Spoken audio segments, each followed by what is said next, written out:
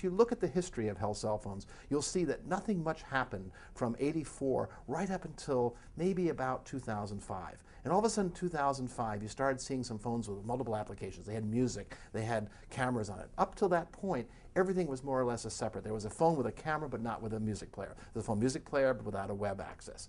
2005, Nokia with the 95 was the first phone to actually incorporate GPS, music, camera in one device, but it was still a niche phone.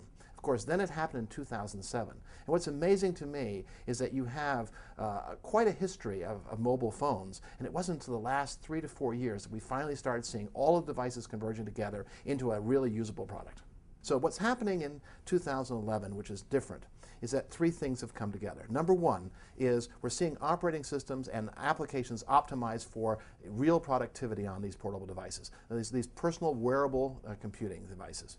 Number two is we're seeing a high-speed network, the LTE network, the fourth generation network, where you really have high-speed communications going back and forth. And finally, the hardware has gotten to become really quite responsive. With dual-core processors, with graphics chips built into the computing chip, now we're getting a snappy performance. Put all three things together, and what you're going to see is a personal experience, a personal wearable computer. You're going to have it with you at all times. Whether it is a tablet like this, or whether it is a cell phone that you keep in your pocket, it doesn't really matter. This becomes your personal processor. And all the processing happens here. The data will happen in your cloud. Heavy computing will happen in the cloud, just like the Google Translate stuff happens. It happens in the cloud. This becomes your portal, your gateway. That is going to profoundly change what's happening. So we went from mainframes to minis to PCs to network computers, and now we're going to go to your wearable processor.